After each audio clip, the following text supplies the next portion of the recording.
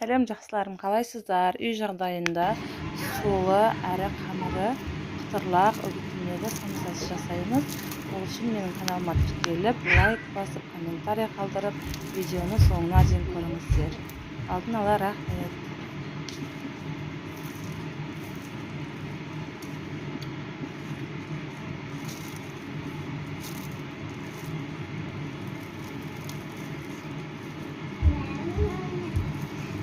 Ал жақсыларым, олай болса, самсаның жасалу жолын сіздерге көрсетемін. Кеттік.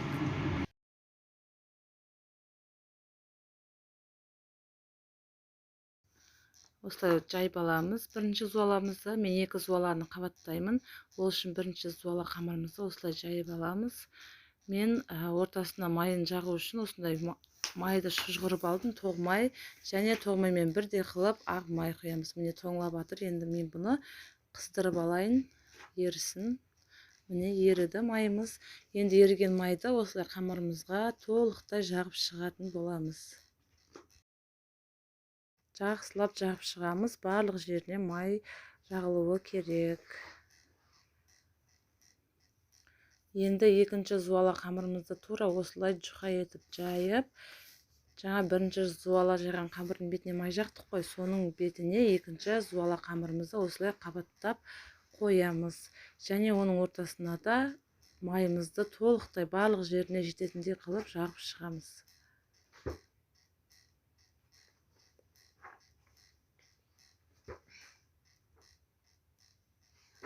Енді бір шетінен бастап екі қабатталған қамырымызды осылай тартып ораймыз. Бос орамау керек. Қатты орасаңыздар, қамырымыздың жайылуы да әдем болады. Екі қабат қамырымыз. Май жағамыз тағы да жақсылап. Барлық жеріне толық тию керек май. Осылай тартып, қысып қамырымызды ораймыз.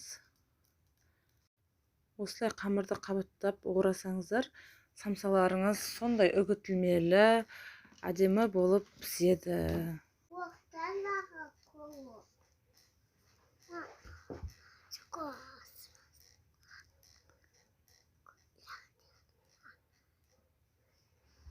Қамырымызды толықтай орап болып қалдық.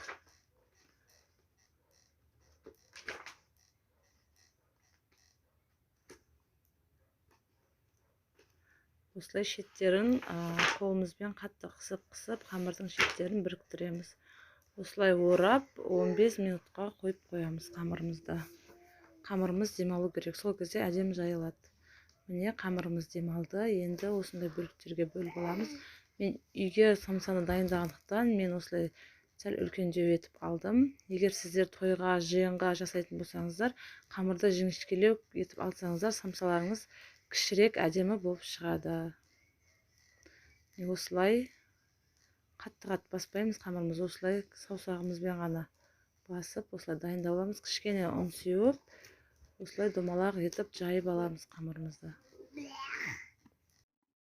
Енді жайған қамырларымыздың барлығын жайып, салмасын саламыз. Мен салмасына фарш, асқабақ, пияз, татымына қарай қара бұрыш, тұз қостым, және сулы болу үшін жарты пиаладай су қостым.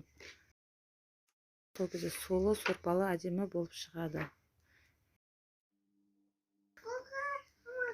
Мен екі түрлі қып, біреу осылай үш бұрыш, екіншісі осылай өрілген тәріздес қылып, осылай бір шетінен бастап өреміз. Міне біздің самсаларымыз түйіп болды. Бетіне жұмыртқаның сарысын жақтым. Енді пешке жібереміз. Міне самсаларымыз жылтырап, әдемі болып осылай піседі. Ас болсын, міндетті түрде жасап көріңіздер.